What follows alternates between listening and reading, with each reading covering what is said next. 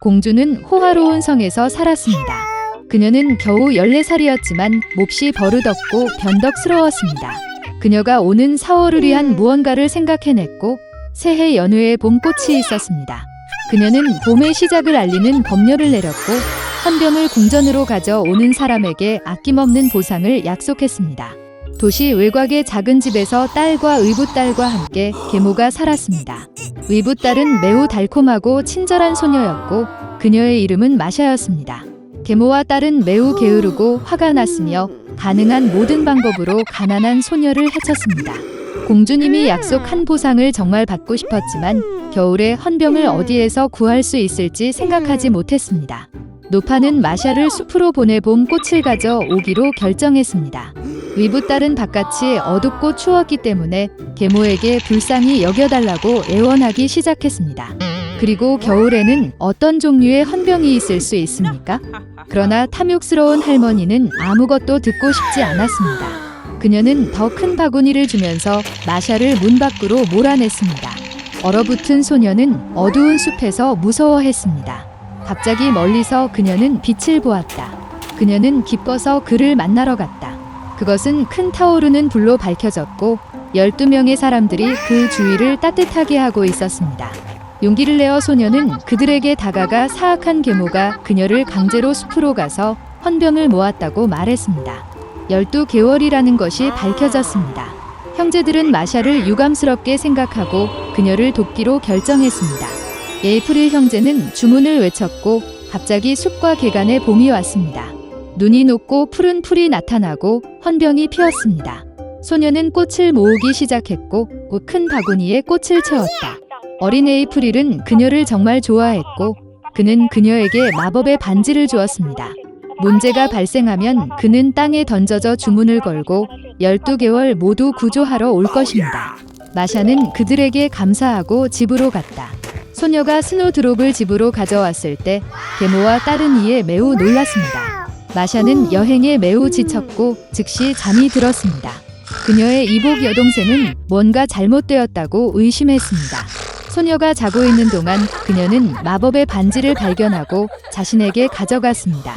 깨어난 후 의붓딸은 그 상실을 발견했습니다. 그녀는 반지를 돌려달라고 애원하기 시작했지만 계모와 딸은 아무것도 듣고 싶지 않았습니다. 그들은 헌병 바구니를 가지고 왕궁으로 서둘러 갔다. 궁전에는 웅장하게 장식된 새해 나무가 있었습니다. 그러나 다가오는 축하 행사는 변덕스러운 공주를 전혀 기쁘게 하지 않았습니다. 그리고 계모와 딸이 헌병 한 바구니를 가져왔을 때만 공주는 분노를 자비로 바꿨습니다. 계모는 꽃이 어디에서 왔는지 명확하게 대답할 수 없었고 그녀는 의붓딸이 꽃을 모았다는 사실을 인정해야 했습니다. 공주는 즉시 스노드라프스와 함께 초원에 가기로 결정했습니다.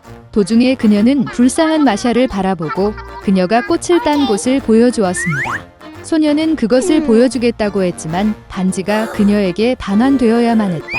그런 무례함에서 공주는 화가 나서 반지를 버렸습니다.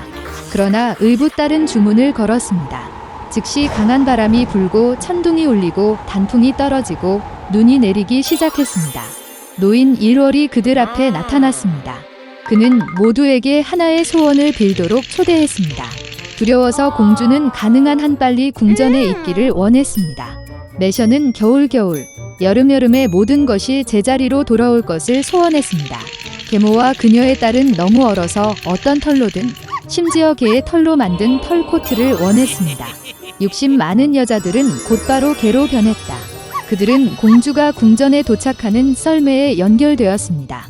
마샤는 형제들에게 도움을 주셔서 감사했습니다. 그들은 계모와 딸을 인간으로 되돌리겠다고 약속했지만 순종할 때만 가능했습니다. 몇 달 동안 소녀에게 유쾌한 말이 사용하는 멋진 큰 썰매를 주었습니다. 그들을 보자 공주는 궁전까지 태워달라고 부탁했다. 공주가 제발 이라는 말을 한 것은 그녀의 인생에서 처음이었습니다. 그리고 마샤는 기꺼이 동의했습니다. 인색한 스크루지 씨는 오랫동안 자신의 돈 외에는 아무것도 사랑하지 않았습니다. 그는 크리스마스와 새해가 다른 사람들에게 가져다 준 기쁨을 이해하지 못했습니다. 따라서 휴가 전날 노인은 아들에게 선물을 사고 싶어하는 조수가 일찍 퇴근하는 것을 거부했습니다. 스크루지 씨는 가족과 함께 크리스마스를 축하하라는 조카의 초대를 거절했고 도움이 필요한 아이들을 돕기 위해 돈을 기부하는 것도 거부했습니다. 노인은 저녁 늦게 사무실을 닫고 집으로 돌아갔다.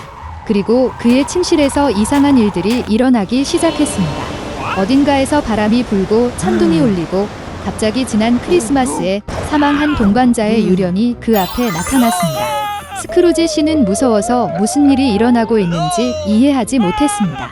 성령께서는 사후에 선을 행하지 않고 일생 동안 사람들을 돕지 않은 것에 대해 벌을 받았다고 말씀하셨습니다. 그는 노인이 같은 운명을 겪는 것을 원하지 않았습니다.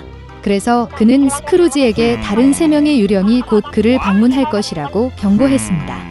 이 말 후에 영혼이 사라졌습니다. 노인은 아무 일도 일어나지 않은 척했다. 그러나 곧 아이의 유령이 그 앞에 나타났습니다. 스크루지는 지난 몇 년간의 정신이었기 때문에 깜짝 놀랐습니다. 마법의 도움으로 유령은 그들을 과거로 옮겼습니다. 노인은 자신이 태어나고 자란 마을의 어린 소년으로 자신을 보았다. 그는 크리스마스 트리를 장식하고 있었고 많은 재미를 보았습니다. 그런 다음 스크루지 씨는 기쁨과 희망으로 가득 찬 자신의 사랑하는 사람에게 청혼하던 날 젊었을 때 자신을 보았습니다.